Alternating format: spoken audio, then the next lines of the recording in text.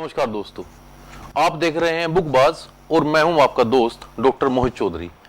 दोस्तों, आज हमारे बीच मौजूद हैं हिंदी साहित्य व्यंग के एक ऐसे सशक्त हस्ताक्षर जिन्होंने अपनी रचनाओं से हिंदी साहित्य में अमिट छाप छोड़ी है। जी हां, मैं बात कर रहा हूं डॉक्टर ललित जी की।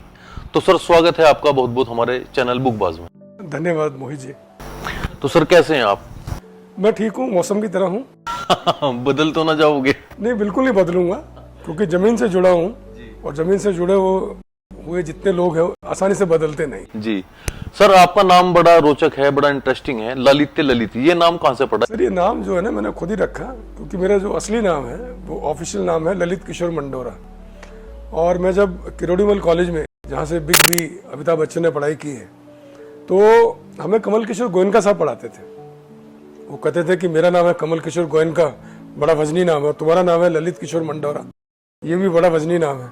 तो मैंने, सर वजनी नाम तो ठीक है, लेकिन जो ललित है ये लेखकी नाम है, क्योंकि मैं किरोड़ीमल कॉलेज की जो मैगजीन है आउटलुक, उसमें भी एडिटर रहा।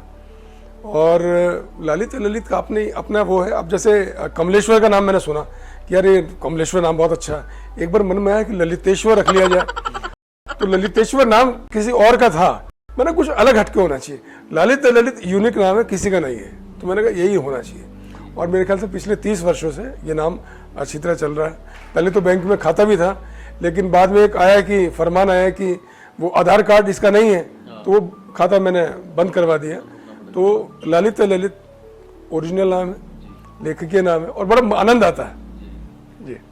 सर, आपको जो है, आपकी जो यात्रा है, साहित्यिक यात्रा, आपके किरोड़ीमल कॉलेज से साहित्य तक आने का सफर क्या रहा? सर, मैं हिंदी ऑनर्स किया, फिर एमए किया हिंदी में, किरोड़ीमल से किया, और फिर पीएचडी मैंने गढ़वाल से किया, गढ़वाल यूनिवर्सिटी से, और नेशनल बुक ट्रस्ट में आ गया। 27 अब 30 वर्ष हो गए काम करते करते, पता भी नहीं है। और देश विदेश में जाने का मौका मिला, लोगों को नज़दीक से जानने को मौका मिला। और बड़ी बात है कि राइटर्स मुझे बड़े पसंद हैं, चाहे वो पंजाब के हो, छत्तीसगढ़ के हो। अगर आप मुझे बोलेंगे कि मध्य प्रदेश के रचनाकारों का नाम बताइए, झारखंड के बताएं, हिमाचल के बताएं, तो उसी प्रदेश की डायरेक्टरी, जिसे आप डिजिटल कहते हैं, वो खुल जाती है। और मुझे मालूम है कि कौन से लेखक किस तरह के हैं, किस नेचर के हैं। जब हम बैठते हैं तो हर आदमी सामने वाला तारीफ के पुल बांधता है, पर हमें मालूम है कि हम कौन हैं, क्या नहीं, और सामने वाले को जज कर लेते हैं, तो आनंद आता है सर। और लेखन से शांति मिलती है, और वो वाली शांति नहीं जिसे अक्सर लोग सोच लेते हैं। लिखने से संतुष्टि मिलती है सर जी। तो सर, लेखन की शुरुआत आपको कहीं से, आपको प्रेरणा मिली, या आपका बचपन से शौक था, या आपने किसी को देख करके लिखना शुरू किया? छोटा था तो मैं सुरेंद्र शर्मा, जो मंच के कवि हैं, उनकी रचना सुनाता था, उनकी 4 लाइनें वाली जो है। फिर मैंने उनकी रचना मैंने सुनाई मंचों पे, तो किसी ने मुझे कहा कि ललित जी, आपकी तो हिंदी बहुत अच्छी है, अब अपनी रचना सुनाइए, अपनी रचना लिखिए। तो फिर अपनी रचना सुनाई, और एक बार वो सांदे वीर अर्जुन में मेरी पहली कविता छपी मंडल के संदर्भ में, तो मैंने बहुत सारी कॉपीज़ खरीदी। फिर आकाशवाणी में जाने का मौका मिला, उसमें मुझे पहला मेरा प्रोग्राम मुझे मिला साहित्य में विज्ञान की भूमिका। तो रत्नावली मित्रा हमको पढ़ाने आती थी, क्योंकि मैंने 3 महीने का कोर्स भी किया हुआ है ये जर्नलिज्म का। तो बड़ा आनंद आता है सर कि बड़े अच्छे लोग मिले, और आकाशवाणी का एक स्टूडियो, और उससे पहले जो है वो यहाँ जो स्थानीय रामलीला होती है, उसमें मैंने अभिनय किया है ना। मैं जब शिवजी का रोल करता था, और तमाम सब चीज़ें जो हैं कुछ ना कुछ।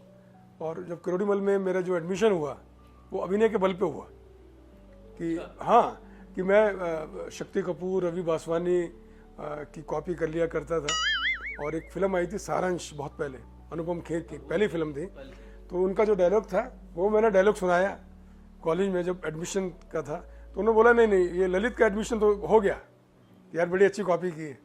तो कॉलेज में भी कई नाटक किए, और केएमसी से, जहाँ से अमिताभ बच्चन ने, रवि बासवानी ने, शक्ति कपूर ने, और कुलभूषण खरबंदा ने भी पढ़ाई की है।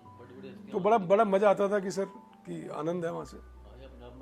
तो मैंने एमए हिंदी वहाँ से किया, और मेरी बेटी ने भी एमए इंग्लिश किया किरोड़ीमल कॉलेज से। सर, आपने भी बात की है कि साहित्य में विज्ञान की भूमिका, तो इसको आप कैसे देखते हैं विज्ञान की भूमिका को साहित्य? सर विज्ञान जो है वो समाज से अलग हटके नहीं है। विज्ञान जो है आजकल अब देखिए कि आप मुझसे बात कर रहे हैं और ये सब डिजिटल हो रहा है और सब चीज़ें जो है मोबाइल है।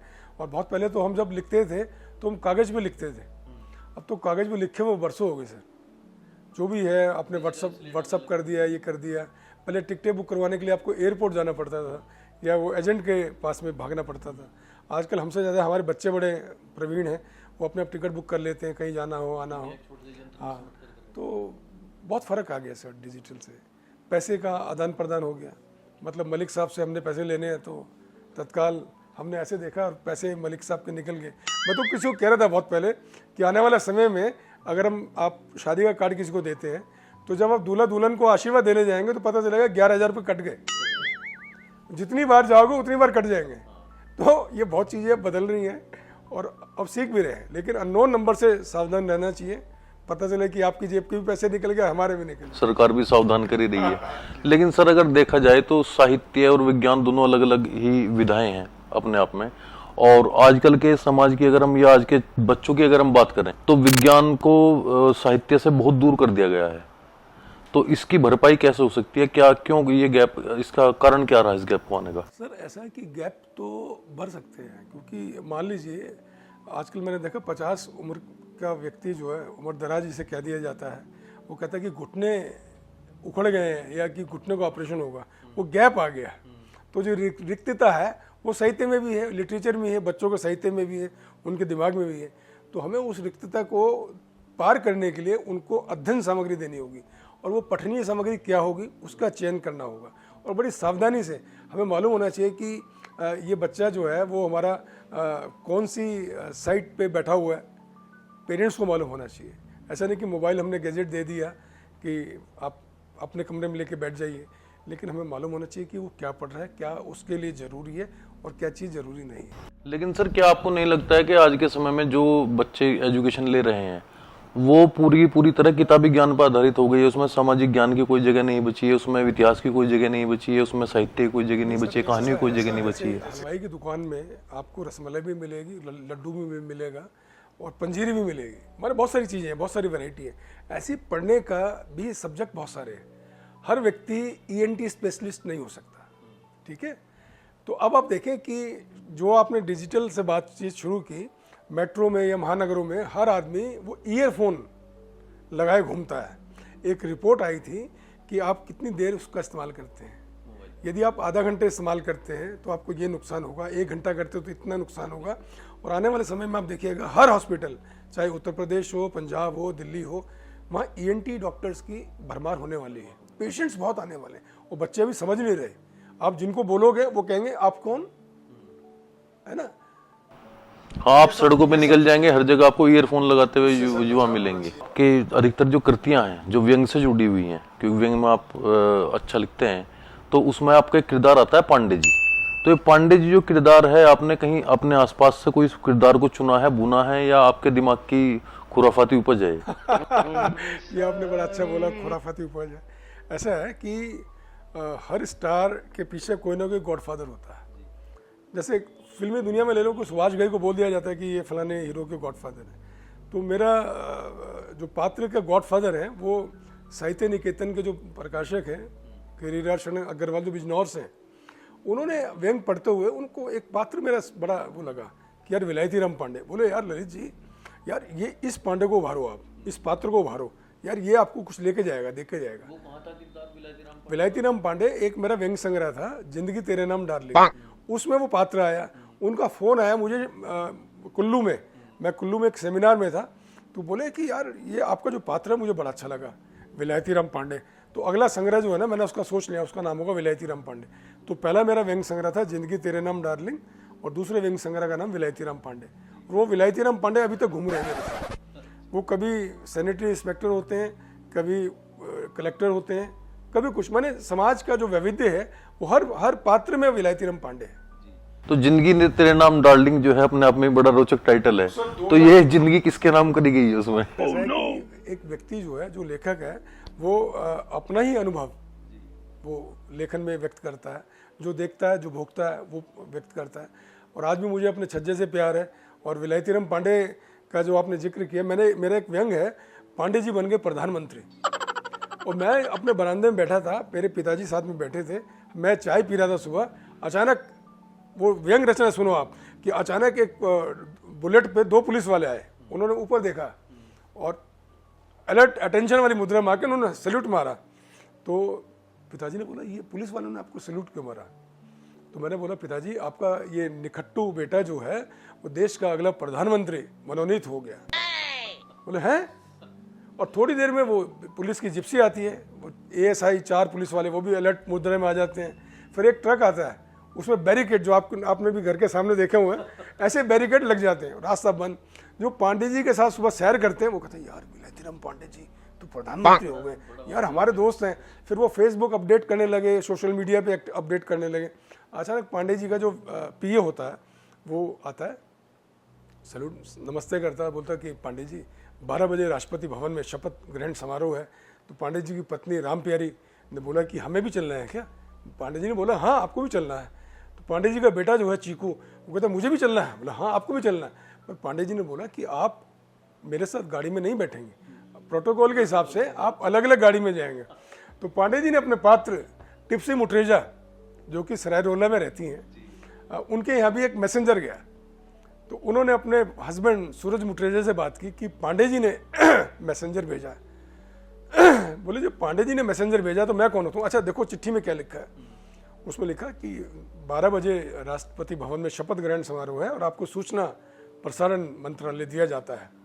अब सूरज मुट्रेजा ने कहा कि मैं कौन होता हूँ? जब प्रधानमंत्री ने आपका चयन कर लिया, तो जैसे ही उन्होंने यस बोला, वैसे ही उनके घर के बाहर भी बैरिकेड, पुलिस सुरक्षा तामझाम सब।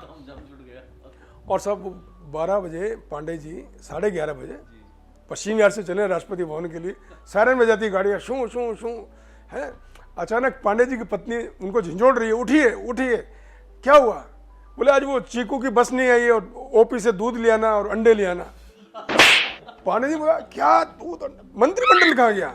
बोले कैसा मंत्रिमंडल, जब देखो बड़बड़ाते रहते, उठो कसब। और पांडे जी हकीकत में आ गए, कहाँ सपने में दौड़ रहे थे, है ना।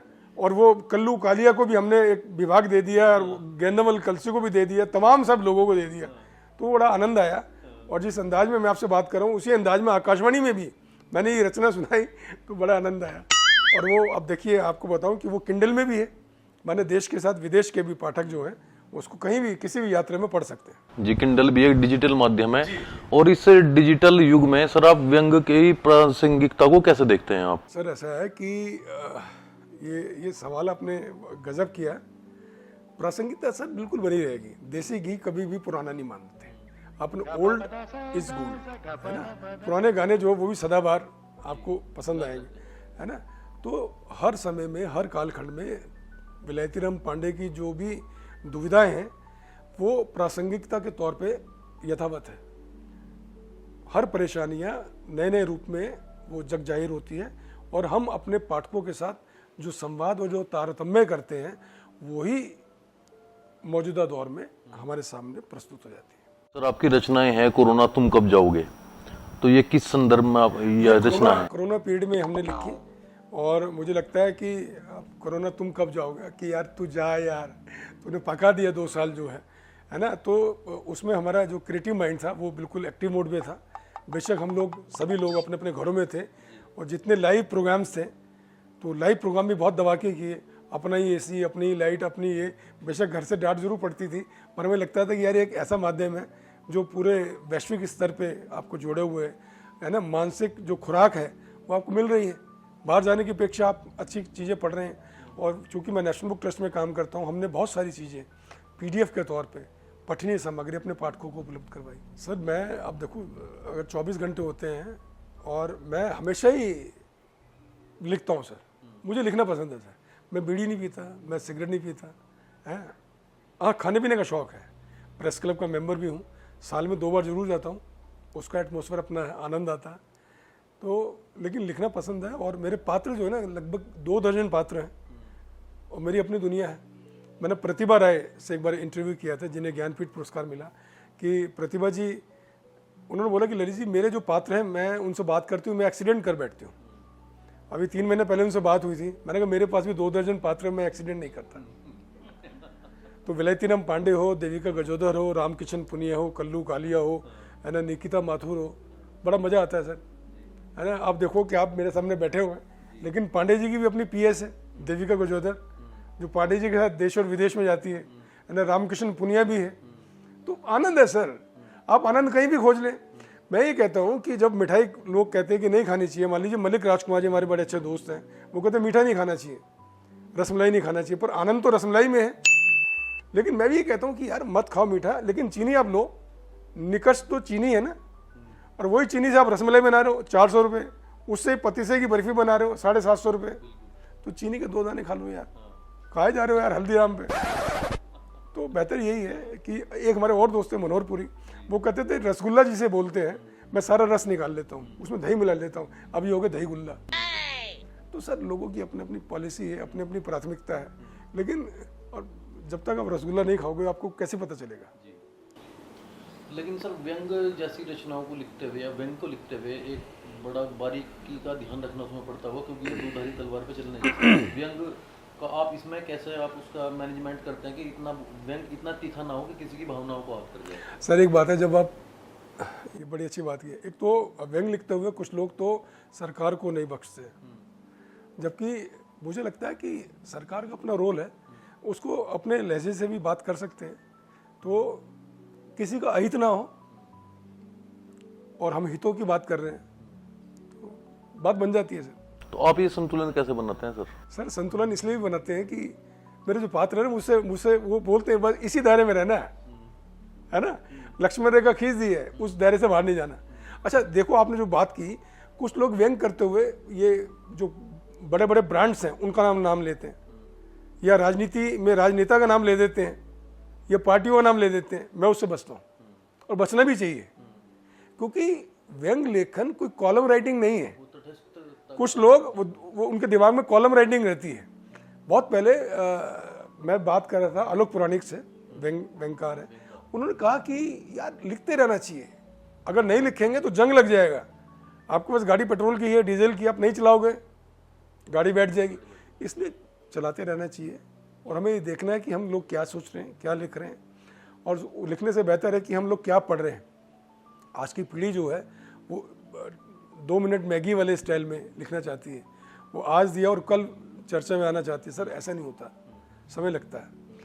अब मान लीजिए घर एक दिन में नहीं बन जाता, समय लगता है ना, मेहनत लगती है। आटा गूंदना सर, आटा खरीदना बड़ा आसान है, गूंदना बड़ा मुश्किल है। मैं जब नई पीढ़ी से बात करता हूँ, कहते हैं आजकल तो मशीन आ गई है जी, आटा डालो रोटी बन जाती है ना। गाजर, अच्छा जब तक गाजर का हलवा आपको बनाना है, जब तक आप कद्दूकस नहीं करेंगे, है ना, जब तक ये छिलेगा नहीं, वो मज़ा नहीं आता सर। इसलिए गाजर, जब ऐसा है कि मुझे जब आलू मिलते हैं छीलने के लिए, मैं समझ जाता हूँ गुरु अपनी पार्टी होने वाली है। यार अपन आम आदमी है ना, जो ब्रेड पकौड़ा घर का है उसका अपना आनंद है। आप 5 स्टार में भी चीज़ मिलती है, 5 स्टार में वो आनंद नहीं आएगा, जो सुख है वो घर में ही है। तो सर आनंद है, आप कहीं से भी ले लो, लेकिन आप अपनी दहलीज जानते हो, अपनी परिधि जानते हो, अपनी संस्कृति जानते हो, अपनी मिट्टी जानते हो। सर आनंद की आपने बात की, और आपकी कविताएं भी आनंदित करती हैं आपके जो चाहने वाले हैं, तो आपकी पहली प्राथमिकता व्यंग रहती है कि कविता रहती है? सर ऐसा है, मैं बताऊं कि मैं पहले कविता लिखता था, फिर मैंने कहा यार कविता को तो एज ए अखबारों में फिलर के तौर पे लोग ले लेते हैं, और व्यंगकार को तो यार बड़ा पेज मिलता है, पूरा पेज मिलता है, तो मैंने छोड़ो यार व्यंग में उतरना चाहिए। लेकिन व्यंग में भी लोग बड़े शातिर हैं, वो कभी भी आपको प्रमुखता नहीं देंगे। मैं अगर नाम लूँ, मान लो ज्ञान चतुर्वेदी, हरीश नवल, प्रेम जन्मेजय, दिग्गज हैं, 2 तो हमारे पड़ोसी हैं, लेकिन कोई भाई नहीं चाहेगा कि हमारे फील्ड में कोई सेंधमारी करे, ठीक है। वो नहीं बोलेंगे कि यार ललित आप इसमें लिखो, मैं फलाने लेखक संपादक को बोल देता हूँ, आपको छाप देगा, कोई नहीं कहता। और ना ही किसी ने कहा आपको सर आत्मदीपो भव, अपना दीपक स्वयं बनो, आपको खुद अपनी मिट्टी, अपनी जमीन तैयार करनी होगी। वो की सर आनंद है। मैंने जब किसी लेखक की पुरस्कार के लिए अनुशंसा की, उत्तर प्रदेश हिंदी संस्थान के लिए 2.5 लाख रुपए के पुरस्कार। तो जब मेरी बारी आई तो मैंने कहा आप पत्र लिखेंगे? उन्होंने कहा कि ये मेरी प्राथमिकता में शामिल नहीं है। तो मैंने कहा इसका जवाब जो है वो विलायतीराम पांडे अपने व्यंग में देंगे, और दिया भी। अच्छा, मुझे लगता है कि यार मैंने कहा मैं पुरस्कार सम्मान के लिए नहीं लिखता है ना, मैं नहीं चाहता कि यार मेरे घर में ये प्रतीक चिन्ह हो बहुत सारे। किस लिए सर? आजकल की आपको मालूम है आपको प्रतीक चिन्ह कहीं से मिला? 2 महीना 4 महीने में जो उसके आगे का जहाँ नाम लिखा हो छुप जाता है, अपने आप खत्म हो जाता है, शाही मिट जाती है। अरे कुछ देना है तो आलू दो यार। अभी मैंने पढ़ा कहीं अखबार में कि शिकोहाबाद में अरविंद तिवारी हैं बैंक का, उन्होंने कहा कि 5 किलो आलू, 2 किलो प्याज, फलानी फलानी ये सब चीजें मिली। मैंने यार यही होना चाहिए, है ना। कई घर ऐसे हैं जहाँ पे 100 से ज्यादा प्रतीक चिन्ह है। कपड़ा लेके आप इसी काम में लगे रहो यार, हद हो गई। बैंक बैलेंस होना चाहिए ना। या किताबें, आप मुझे लगता है कि अब कुछ किताबें हैं, कुछ पत्रिकाएं हैं, कुछ बोलते हैं कि सर आप हमारे लिए लिखो, ठीक है। अच्छा, मुझे ये लगता है कि अगर आपने मुझे कह दिया कि आप हमारे लिए लिखें, आप हमें एक आर्टिकल दे दें, मैं वो देर नहीं करता कि मैं सर कल भेजूंगा या परसों भेजूंगा। मैं उनको 5 मिनट बाद बोलूँगा कि अपना मेल देख लें या अपना व्हाट्सअप देख लें। जो करना है वो तुरंत करना है, देर नहीं करनी। ये इसको डिजिटल इंडिया बोलते हैं। जी सर, आप जैसा आप तो स्थापित लेखक हैं और आपने जिन लेखकों के नाम लिए सभी स्थापित, लेकिन ये अगर नए युवकों की बात करूं जो इस क्षेत्र में आना चाह रहे हैं, आने का प्रयास कर रहे हैं, तो हम देखते हैं कि बहुत सारे गुमनाम लेखक ऐसे हैं कि जिनकी रचनाएं पढ़ी पढ़ी वो रद्दी का ढेर बन गई हैं, या फिर वो वहाँ पर जगह नहीं बना पाए हैं, क्योंकि या तो वो आजीविका का उसमें साधन नहीं ढूंढ पाते हैं, या फिर लेखन उनकी आजीविका का साधन नहीं बन पाता है। तो इस चुनौती का सामना कैसे करा जा सकता है? सर, ऐसे नए बच्चे बहुत सारे हैं जो इस फील्ड में आ रहे हैं, जो अच्छा भी लिख रहे हैं, पर मुझे लग रहा है कि इसमें इस फील्ड में वही लोग काम कर रहे हैं जो पहले से स्थापित है। स्थापित मतलब आजीविका उनकी सुरक्षित है। कोई बैंक मैनेजर है, कोई गवर्नमेंट सर्वेंट है ना, कोई टीचर है, जिनको बंदा बंधा है, वेतन मिल रहा है।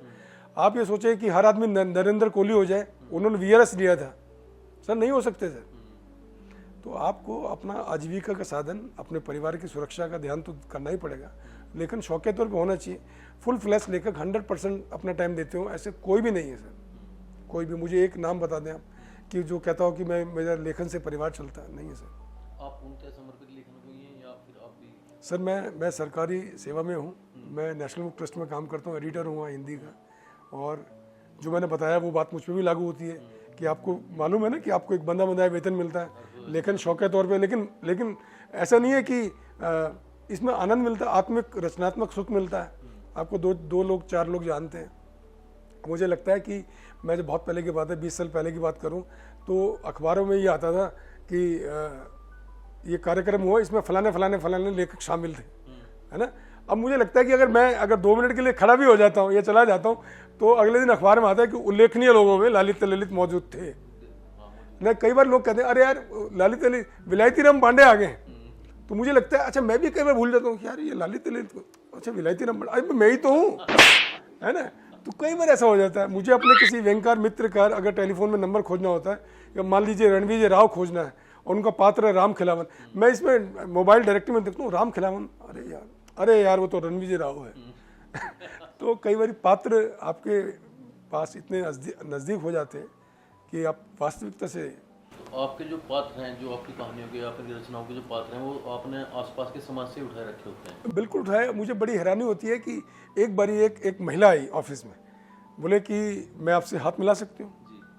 मैंने कहा हाँ मिला लीजिए। बोले एक बात और करनी है कि मुझे लगता है कि देवी का गजोदर मैं हूँ। मैं बड़ा हंसा। मैंने कहा आप मुझे पहली बार मिल रही हैं, मैं तो आपको जानता नहीं हूँ, लेकिन आप इस जन्म में क्या अगले 7 जन्म में भी आप देवी का गजोदर नहीं होगी।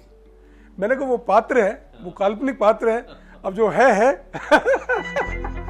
सर, आपकी कविताएं हैं कि मजदूर कहता है और बचा रहेगा प्रेम ही, तो एक कविता यथार्थ से है जुड़ी हुई और एक आपकी संवेदना से जुड़ी हुई है, तो आप विषयों का चयन इसमें कैसे करते हैं? सर विषय ना मुझे अक्सर खुद ही अपने आप कहते हैं कि इस विषय पे लिखो। मान लीजिए मैं कुछ व्यंग लिख रहा हूँ या कुछ कविता लिख रहा हूँ, तो मुझे लगता है कि कोई इनविजिबल व्यक्ति है मुझे हमेशा वो कहता कि ये बस ये लाइन लिखी है, ये लिखी है, तो वो कोई है, हाँ कोई है सर, मतलब।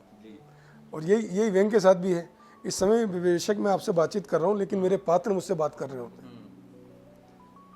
और मैं, आप ये देखिए, मैं 4 कविताएं रोज लिखता हूँ, और एक व्यंग वीकली है, होता है हर सैटरडे को। डेली आपको फिक्स रहता है कि आपको 4 कविता मुझे लिखनी है सर, है ना। और शायद यही कारण है कि वो सामने आप देखो कि रचनावली 25 खंड एक साथ आए। और मुझे मेरी वाइफ ने बुक फेयर में कहा कि कब लिखते हो, मैंने कहा मैं नहीं लिखता। और मैं अब देखो कि बहुत सारे लोग अपने किसी बड़े राइटर से रिलीज़ करवाते हैं। मैंने अपनी बेटी से रिलीज़ करवाई बुक फेयर में, बेटी दामाद थे, तो मैंने बेटिया आपने रिलीज़ करनी है। मैंने बहुत सारे वो लेखक यार, बेटी बचाओ बेटी पढ़ाओ का नाम हाँ मैंने कहा वो भी है, बेटी पढ़ाओ का अभी उसमें। हाँ। और बिटिया जो है वो हिंदी इंग्लिश में, वो भी कंटेंट एडिटर है, जर्मनी की कोई कंपनी है। तो मैंने कहा आप लोग करें, तो युवा पीढ़ी ऐसे ही उसको प्रोत्साहित करते रहो तो अच्छा है। और शायद यही कारण है कि डोगरी, अंग्रेज़ी, पंजाबी, उर्दू, कई भाषाओं में कविताओं का अनुवाद हो गया है, रचनाओं का अनुवाद हो गया। तो अच्छा लगता, कई पत्रिकाओं ने अंक निकाल दिए। तो सर कैसा लगता है आपको जब आप अपनी ही किसी रचना का विदेशी भाषा में अनुवाद आप पढ़ते हैं? नहीं सर, ऐसा है कि मुझे तो हिंदी आती है सर, हिंदी अंग्रेजी में पढ़ लेता हूँ। मॉरिशस गया था तो वहाँ की भाषा क्रियोल, 10 दिन रहा, तो या तो मेरा रंग बड़ा सांवला सा है, तो मुझे लोगों ने वहाँ का नागरिक मान लिया, मॉरिशस का, पोर्ट लुइस का। तो मॉरिशस में क्या है कि अगर कोई हिंदी वाला है, अगर आपने MA हिंदी कर लिया तो आपकी शादी आसानी से हो जाएगी मॉरिशस में। बड़ा बंगला, और वो ऐसे बंगले में जैसे आप बैठे हैं तो वो स्विंग पूल और ताम झाम ये बड़ा हो जाता है। तो हरीश नवल जी मेरे साथ में थे लोकल गार्जियन के तौर, कहते ललित 4 रिश्ते आए हैं, मैंने जब तक साथ नहीं आए बात मत करना। तो मॉरिशस जाने का मौका मिला सर, नेपाल, जापान। मैं जब नाइजीरिया गया ऑफिशियल, तो मैंने देखा कि सारे हबशी मुझसे भी सर गजब, और मैंने कहा मैं ही उनमें गोरा लग रहा था यार, है। और 6-6, 7-7 फुटे जो हैं। तो एक तो नाइजीरिया जो है ना, बड़ी वो खतरनाक कंट्री है। मैं जब लौट के आया तो पता चला बम विस्फोट हुआ, 350 लोग चले गए उसमें। बेटे ने बोला पापा यार आप जहाँ जाते हो वहीं काम हो जाता है। तो मैंने कहा या तो मुझे इनवाइट ही इसलिए किया जाता कि मैं ज़रा बैलेंस में कर दूँ, है ना। तो बाकी सर जितने सांस अपन लिखवा के आए हैं हम लोग, उतनी तो मिलेगी, है ना। किस्मत को कोई बदल नहीं सकता। तो और जीवन में अहम, घमंड, ये सब नहीं होना चाहिए। सब चीज़ें अपना पाएंगी। जैसे मैंने आपको पहले कहा कि मैं पुरस्कार के लिए नहीं लिखता, अगर कोई आ जाए तो स्वागत है यार, कोई बात नहीं। और मेरे मन में ये भी है कि अगर मुझे कोई से कोई नगद पुरस्कार मिलता है तो मैं अपनी पत्नी को देता हूँ, कि मैंने कहा 2100, 3100, 5100 वो लिफाफा वाइफ को मिलना चाहिए, क्योंकि हाउस वाइफ जो है वो अगर वो है तो हम हैं, और बाकी जो चेक पेमेंट है वो अपने हैं। दूसरा ये भी है, मैं पूछ लेता हूँ कि भाई अगर कुछ और आवश्यकता तो बताओ। मैं ये बताऊँ कि अभी जैसे गर्मियों की छुट्टियाँ पड़ी हैं बच्चों की, मैं कहता हूँ आप कुल्लू जाओ, मनाली जाओ, ठीक है। एक निम्न मध्यम वर्गीय परिवार के 40,000 50,000 रुपये लग जाते हैं। मैं कहता हूँ अगर नहीं जाते हैं तो 20 ले लो यहीं पे, या 25 ले लो, तो वो कई बारी मेरी जय हो जाती है सर। अच्छा बाहर जाओगे तो आपको रहन सहन, खाना पीना घर जैसा नहीं मिलेगा सर, है ना। सड़क है, जाम में फंसे, आप 4 घंटे जाम में फंस गए तो हो गया काम आपका। तो सर बाकी तो जो जीवन में है वो मिलना है, कोई दिक्कत नहीं है सर। कभी आपको ऐसा हुआ है कि आपके किसी रचना के लिए आपको आलोचना का या किसी विपरीत परिस्थिति का आपको सामना करना पड़ा हो? आज तक नहीं हुआ, लेकिन ये बताऊं, आपने जो सवाल किया बहुत गजब किया। कई बार लोग फेसबुक पे आपकी आलोचना करते हैं, है ना। हाँ, आलोचना करते हैं। वो आलोचना इसलिए करते हैं कि वो अपनी अटेंशन चाहते हैं, है ना, ताकि फिर मैं बोलूँ अरे बहुत अच्छा लिखा आपने, लगे रहिए आप, शाबाश। फिर वो इनबॉक्स में आके बोलते हैं नहीं सर मेरा आशय ये नहीं था तो कोई बात नहीं। तो मैं समझता हूँ कुछ लोग अटेंशन चाहते हैं और कोई बात नहीं। बाकी ये सोशल मीडिया ने वैश्विक तौर पे मानसिक धरातल पे एक ऐसा मंच दे दिया है कि हम बैठे बैठे, लंदन वाला जो है तेजेंद्र शर्मा, वो एक्टिव मोड में आ जाते हैं, गंगाराम राजी सुंदरनगर में एक्टिव हो जाते हैं। तो एक परिवार दी है। मान लीजिए आपको अमेरिका जाना है या इटली जाना है और आप पैकेज टूर पे गए हुए हैं, लेकिन अगर आपको पैकेज के अलावा भी आधा दर्जन लोग आपकी आवभगत करने को तैयार है तो ये आपकी गुडविल है सर, है ना।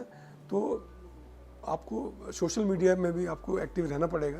अच्छे लोग भी हैं सर, बुरे लोग भी हैं, लेकिन जैसा आप बिहेव करेंगे वैसे ही आपको लोग मिलेंगे, ऐसी बात है, मैं जो समझता हूँ। सर सोशल मीडिया की अगर हम बात करें, क्योंकि सोशल मीडिया पे भी आप काफ़ी चर्चाओं में रहते हैं, आपकी रचनाएं भी काफ़ी चर्चाओं में रहती हैं, तो क्या आपको लगता है कि डिजिटल माध्यम से चीज़ों को बदला जा सकता है, समाज में कुछ बदलाव? सर डिजिटल माध्यम ने बहुत सारे लेखक पैदा किए हैं।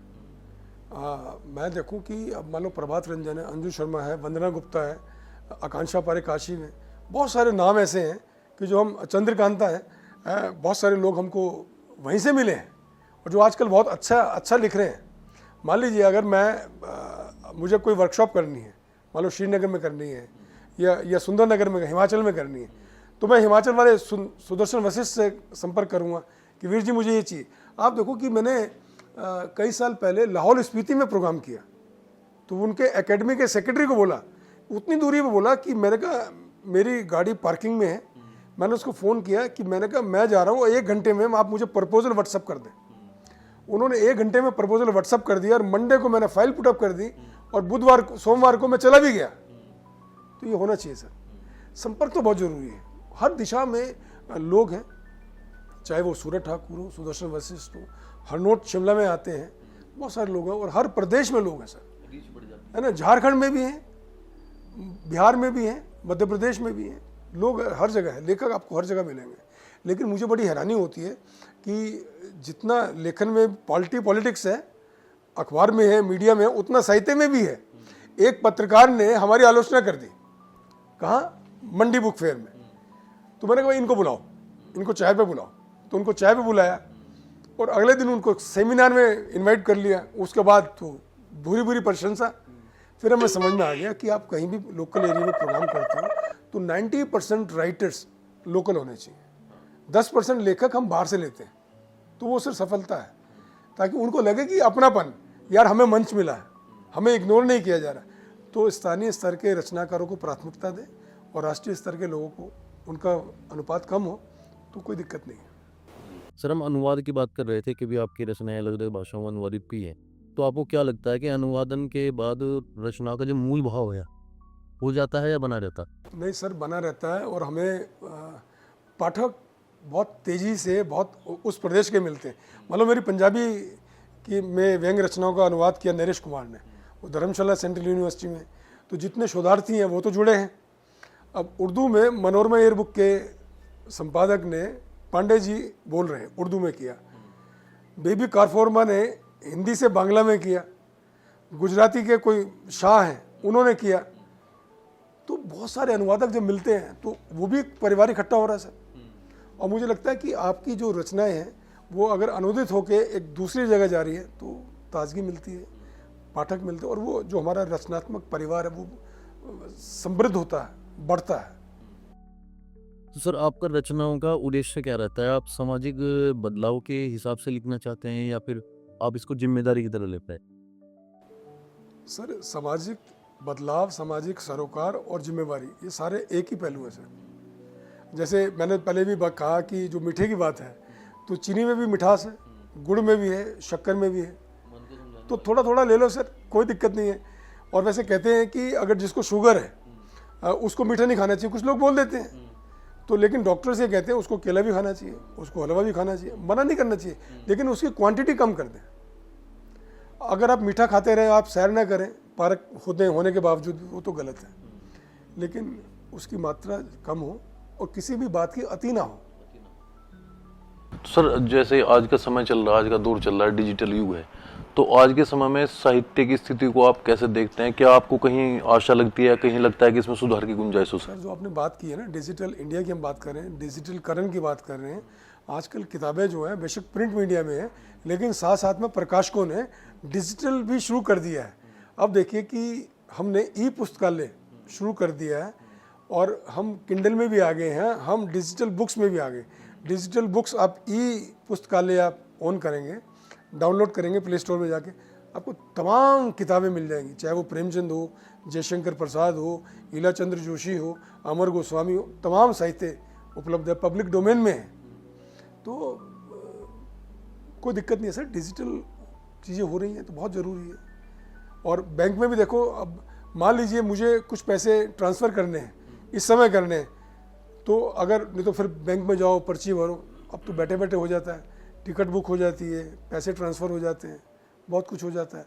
लेकिन जो आजकल चल रहा है डिजिटल अरेस्ट, जहाँ फ़ायदा भी है वहाँ नुकसान भी है, तो हमें उस चीज़ से भी बचना है, हमें सतर्क रहना है कि क्या हमारे लिए सही है, क्या चीज़ गलत है।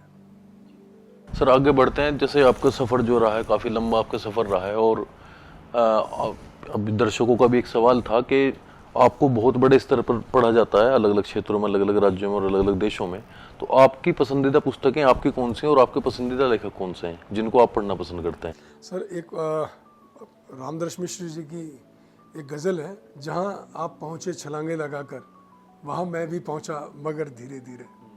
तो मुझे लगता है कि मैं कभी रामदर्श मिश्र जी का विद्यार्थी नहीं रहा, लेकिन उन्हें गुरु मानता हूँ। क्योंकि एक बार वो एमए की क्लास में मंच पे वो थे, देवेंद्र सत्यार्थी थे, रामदर्श मिश्र थे, उनकी उपस्थिति में मैंने कविता का वाचन किया सर। तो कविता आपको बहुत कुछ देती है, आपको संस्कार तो देती है, समाज भी देती है, संबंध भी देती है, जिस सरोकार की आपने बात की। और मुझे लगता है कि मेरे पिताजी ने एमए इंग्लिश किया था अपने ज़माने में, लेकिन मुझे जितनी किताबें हिंदी की मिलती थी मैं उनको भेंट करता था, वो पढ़ के सीन करके कुछ दिन बाद मुझे देते थे। और मुझे लगता है कि पुस्तकें जो हैं देते रहना चाहिए, उसे अपना भी विकास होता है। और लिखना पसंद है, और कई भाषाओं में अनुवाद हो गया, और कई भाषाओं में अनुवाद जारी है, मराठी में, मैथिली में, यहाँ तक कि कुछ रचनाओं का ब्रेल में भी अनुवाद हो रहा है। तो ताकि हमारे नेत्रहीन पाठक भी पढ़ेंगे कि जिनकी आंखें, वो यार क्या सोचते हैं, क्या देखते हैं। और जो आपने मुझे कहा कि आप कविता और व्यंग दोनों एक साथ कैसे करते हैं, बहुत पहले एक फिल्म आई थी पुलिस वाला, उसमें संजय दत्त की एक फिल्म थी पुलिस वाला, उसमें वो कहता है कि ये वर्दी वाला गुंडा भी है और पुलिस वाला भी कॉम्बो। मैं भी ये कहता हूँ कि मैं कवि भी हूँ, मैं व्यंगकार भी हूँ, तो मैं कॉम्बो देता हूँ। तो उस मेरे गद्य रचना में एक कविता भी है, एक व्यंग भी है। कुछ लोगों को पसंद आता है, कुछ को नहीं आता, ठीक है ना। अब जैसे पीला बोर्ड, अधिकांश पढ़े लिखे और कम पढ़े लिखे लोगों को शाम होते ही पीला बोर्ड बड़ा पसंद आता है हर प्रदेश में, है ना। अच्छा, वही लाइट्स भी ज़्यादा लिखी होती हैं, अंधेरे में दूर से दिखाई देता। तो मुझे लगता है कि यार अपन लिख रहे हैं, पाठक हैं, किसी को पसंद आएगा, किसी को नहीं आएगा, लेकिन लोग पहचानते हैं। पुस्तक मेले में कुछ लोग खड़े खड़े पुस्तकों का लोकार्पण करवा लेते हैं, कुछ लोग भेंट कर देते हैं। तो अच्छा, कुछ लोग शॉल भी भेंट करते हैं, और पुस्तक मेले में 5, 7, 10 शॉल तो मिल ही जाते हैं। और जिस पुस्तक मेले में शॉल कम मिलते हैं, वाइफ बोलते हैं क्यों, क्या हुआ। मैं यही कहता हूँ, लोकप्रियता घट गई है ना। वो शॉल मिल जाते हैं तो अच्छा लगता है, तो आनंद है सर, यही है। अच्छा, कुछ लोग कहते हैं कि सर फ्लैप लिख दीजिए, भूमिका लिख दीजिए, या आप 2 शब्द कह दीजिए। तो हम लोग भी क्या करते हैं, अब समय नहीं है तो 200 पेज की, 400 पेज की किताबें कैसे पढ़ लेंगे। आपने उल्टा पुल्टा, और मान लीजिए मलिक साहब बैठे हुए, नहीं तो मैं कहता किसी भी लेखक की किताब के बारे में, इन्होंने बड़ी शिद्दत से जीवन को महसूस किया है, और जो जीवन को महसूस किया है वही अपने लेखन में व्यक्त किया है। और इनके लेखन में जो ताजगी है वो इनके पूर्ववर्ती रचनाकारों में नहीं थी। आने वाली पीढ़ी इनसे सबक लेगी और ये प्रोत्साहित करते हैं, और इनके जीवन में एक अपनापन है, एक आत्मीयता है, एक संस्कार है, जो युवा पीढ़ी को सही दिशा देते हैं और परिमार्जित करते हैं।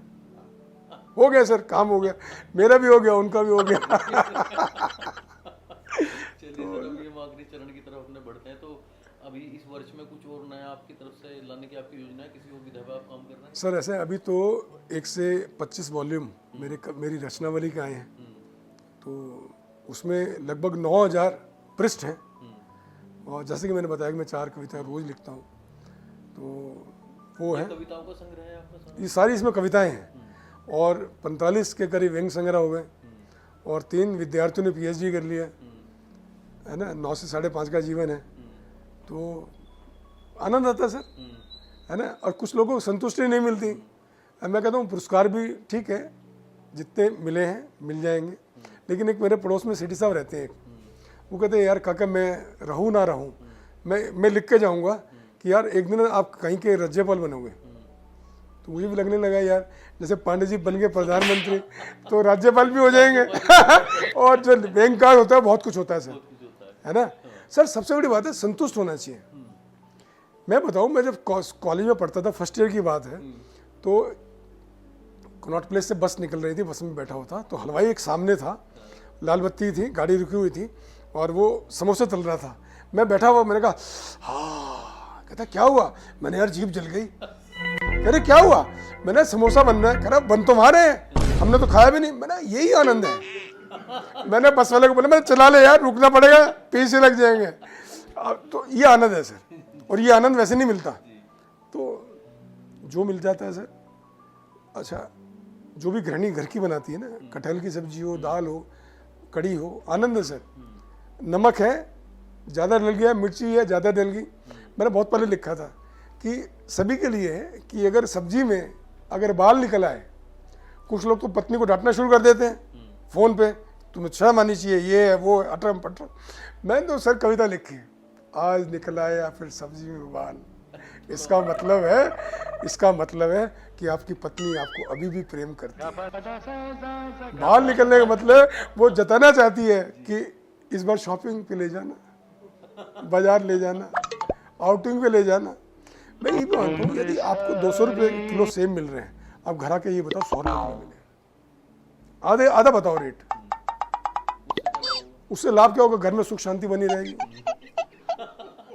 नहीं तो ये जो लाइट चकाचौंध वाली ना, ये सर आपकी लाइट 100 वाट का बल्ब आपका है जीवन का, 500 वाट का बल्ब ऐसे फ्लक्चुएट करेगा ना, ऐसे करेगा आपको सर, आना जाना घूमना फिरना वो सब दुबर हो जाएगा, है ना। वो देखो जितने हमारे श्रोता है या हमारे व्यूअर्स देखने वाले हैं, उनके भी वो भी अब समय ऐसा मान लो कि वो ऐसा लग रहा है कि वो रुमाल से आके पहुंच रहे हैं। तो ये सर जीवन है। मुझे लगता है कि आदमी को खुश रहना चाहिए और ये महसूस करना चाहिए कि आपकी लॉटरी निकली है। मैं जब ऑफिस जाता हूँ तो मैं ये सोच के जाता हूँ कि यार मैं बारात में जा रहा हूँ सुबह, और शाम को जब निकलता हूँ 5:30 बजे के बाद, तो उसको रिसेप्शन में जा रहा हूँ यार, है ना सर। यही भाव होना चाहिए। पहले तो ये होता था लोग 5:20 पे लोग निकलना शुरू कर देते हैं। मैंने बोला एक को, मैंने कहा आप जा रहे हो, जल्दी जा रहे हो, 10 मिनट पहले, क्या करना है? आटा गूंदना है, बच्चों की पिटाई करनी है? करना नहीं, फिर ट्रैफिक हो जाएगा। अरे ट्रैफिक तो जीवन में है। तुम ये सोचो तुम ओटी में हो, बेटा भाग के दिखाओ, लाइट से ऊपर चमक रही है, डॉक्टर बोलता है हाँ जी कैसा महसूस कर रहे हो? बोला जी कैसा कर रहे हो? वो तो वही बात हो गई, शेर खड़ा बोला तू निकल के दिखा। तो जो करना शेर ने करना है ना, जो करना डॉक्टर ने करना। अब आप ये देखो, मैं जैसे आपके सामने बैठा हूँ, एक बारी मैं शादी में गया था सर, गोली चल गई ऐसे डिशुम डिशुम डिशुम, अब चल गई, मुझे भी लगी थी। 3 छर्रे मुझे लगे, सच में लगे, 3 छर्रे लगे। 2 छर्रे बादशाह खान हॉस्पिटल के डॉक्टर को दिखाई दे गए, 1 छर्रा अभी भी अंदर है। लोग, मैंने कहा मैं छोटा था 7th में, मैंने कहा बड़ा हो जाऊंगा बच्चे पूछेंगे कि पापा क्या हुआ? मैं कहता वो जंगल में गया था शेर का शिकार करने, है ना। शेर को मेरा चेहरा पसंद नहीं आया, उसने बड़ाम करके नोच दिया। मैंने एक छर्रा अभी भी है। तो यही है सर, कैसा ही महसूस कर लो सर जीवन में, है ना। अच्छा हर व्यक्ति सर टाटा बिरला अंबानी नहीं हो सकता। अच्छा कुछ लोग कहते हैं यार अंबानी का घर इतना बड़ा, इतनी बड़ी गाड़ी होगी यार। जो मजा 11 नंबर की बस का है ना सर, वो मर्सिडीज में भी नहीं है। आप स्वस्थ अगर हो तो आप बाजार से सौदा भी लेके आ सकते हो, सामान भी लेके आ सकते हो। अच्छे भले आदमियों के 50 से ऊपर सर टखने बोल जाते हैं। मैं कहता हूँ आपके दिमाग की ग्रीस और आपके पैरों की ग्रीस बनी रहे, बड़ी बात है ना, जो आपको पसंद है। आप कुछ लोग कहते हैं गोलगप्पे खाने हम आपने, यार हाइजीन नहीं है यार, ग्लव्स होने चाहिए। मैं छोड़ यार, ग्लव्स होने चाहिए। वो यहां तो ग्लव्स आपको दिखाई दे रहे हैं, वो किस हालत में बनाता है, किस हालत में बनाता है। तो ठीक है यार, जैसा है। आप अपनी आयु से पहले नहीं जाओगे, तो यार कोई दिक्कत नहीं है। कुछ लोग जोड़ने में लगे रहते हैं, 20,000 मिल जाए। अब मान लीजिए आपके पास में 1 लाख आ गया। एक मैंने बहुत पहले पढ़ा था, किसी मोटिवेशनल गुरु की स्पीच थी, किताब थी। वो कहते हैं इच्छाएं जो ना हर मनुष्य के जीवन में आती है। आपके मन में इच्छा है कि मेरे पास 2 व्हीलर होना चाहिए, 2 व्हीलर आ गया, आपने मेहनत की। उसके बाद थोड़े दिन बाद दिमाग में चित्र आया गाड़ी का, आपने गाड़ी ले ली, गाड़ी भी आ गई। फिर आया कि मारुति के बाद यार ऑडी होनी चाहिए, आपने और मेहनत की, ऑडी की जगह मर्सिडीज आ गई। तो इच्छाएं बढ़ती रहेंगी यार। आजकल ये बाबा, फलाना बाबा, ढिमका बाबा, क्या रखा है। और जब बाबा भी ओटी में लेटे होते हैं ना, तो कहाँ चले गए सर? कुछ नहीं रखा सर। कुछ लोग कहते हैं मर्सिडीज ले लो जी, ये ले लो। जो सिलबट्टे की चटनी का आनंद है ना जी, वो मिक्सी का ग्राइंडर नहीं ले पाया। जो मेरठ की कचौड़ी, हमारे वो दोस्त हैं निर्मल गुप्त, मेरठ में रहते, वो कहते ले लीजिए अब तो मेट्रो चल पड़ी है। मैं आऊँगा। उस दिन उन्होंने कहा कि आप मेरठ आओ यार, खाने पीने के ठैये बहुत हैं। 2 दिन पहले आया था कि वहाँ पे शेर आ गया, तेंदुआ आ गया। मतलब इसलिए बुला रहे थे, है ना। हाँ, कि दिल्ली वाले भैया हम कम थे क्या? तो सर बाकी तो ये है, साहित्य में जो आपसे हो सके अच्छा वो आप करते रहो। बेशक आपकी गति कैसी भी हो, लेकिन स्पीड ब्रेकर का ध्यान रखो। और जो हमारे जो वरिष्ठ लेखक हैं उसका सम्मान बहुत ज़रूरी है। और मैं तो कई बार मजाक में क्या भी देता हूँ कि हम सम्मान करते हैं तभी तो सम्मान के अधिकारी हैं। तो कई बार वरिष्ठ लेखक घबराते भी हैं, तो सर ये भी आनंद है। बाकी रामदर्श मिश्र की गज़ल बहुत अच्छी है। जहाँ पहुँचे आप छलांगे लगाकर, वहाँ मैं भी पहुँचा मगर धीरे धीरे, है ना। तो लिखना पसंद है। और मिश्र जी अब 101 वर्ष के हो गए हैं। तो बहुत पहले हिंदी एकेडमी से लगातार मुझे 3 साल का श्रेष्ठ कवि का अवार्ड मिला है। तो बहुत पहले एक कविता थी, बस में ठुसे लोग, जिस्मों में घुसे लोग, पता नहीं क्या खोजते, जरूर कुछ खो गया है क्या सबका। तो उन्होंने मुझे बोला कि ललित ये कविता तो तुम्हारी है, मैंने पढ़ी है, इसको पुरस्कार मिल रहा है। तो सर ये आनंद है सर। सर आपकी जो अभी लेटेस्ट जो रचनाएं आई हैं, जो 25 वॉल्यूम में है आपकी ललित रचनावली, तो आपने, क्योंकि इसमें 9000 पृष्ठों का ये आपका रचना है, तो सर इसमें से आप कुछ हमें पढ़ करके सुनाएंगे? 9000 पेज का तो नहीं पढ़ पाऊंगा। लेकिन एक छोटी सी कविता मैं सुना देता हूँ। अपने से बतियाते लोग, सबका आना जाना बंद, धोबी परेशान, दे रहा गालियां जी भरकर, कोरोना को लेकर। जो रिटायर्ड है वह घर पर है, जो वर्क फ्रॉम होम वह घर पर है। देख रहे हैं शीशा, यार बाल बढ़ गए, कलम से दिख रही सफ़ेदी, नाई कुरैशी भी कहाँ फ़ोन उठाता है। ज़रूर उसकी बेगम ने मना कर रखा होगा, अभी कहीं नहीं जाना। जब अपनी बेगम ने सुना, कह दिया कि अभी कोई कुरैशी नहीं, कोरोना है जो घूम रहा। कौन सी फिल्म में काम करना है आपको, किसका सावन निकला जा रहा है, आप पहले से ज़्यादा अच्छे लग रहे हैं। लो कर लो बात, तो भैया पत्नी की मानोगे तो कोरोना से बचे रहोगे। क्या समझे, समय से समझ जाओ तो भैया फ़ायदे में रहोगे। अपन को जो ज्ञान था आज मिला, बांट लिया, आगे आपकी मर्जी।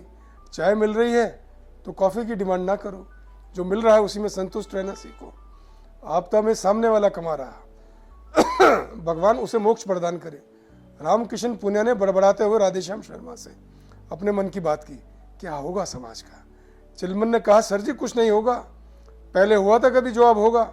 जरा बता दो मुझे अब क्या कहते पुनिया, क्या बड़बड़ाते राधेश्याम शर्मा। सर बहुत बहुत धन्यवाद आपका, आपने हमें अपना कीमती समय दिया और हमें बड़ा अच्छा लगा और मज़ा आया आपसे बातचीत करके। और हमें उम्मीद है कि हमारे दर्शकों को भी आज का इंटरव्यू बड़ा पसंद आया होगा। तो दर्शकों हमारे साथ बने रहिए और हमारे चैनल को बुकबाज को लाइक करिए, सब्सक्राइब करिए और शेयर कीजिए। बुकबाज को हार्दिक शुभकामनाएं, जिन्होंने आज की बातचीत के लिए मेरा चयन किया। और इसके पीछे जितने हमारे सलाहकार हैं उनका भी आभार, शुक्रिया कि आप लोगों ने इतनी दूर से आके राजधानी पवित्र किया और मुझे धन्य किया। बहुत बहुत शुक्रिया। बने रहिए हमारे साथ।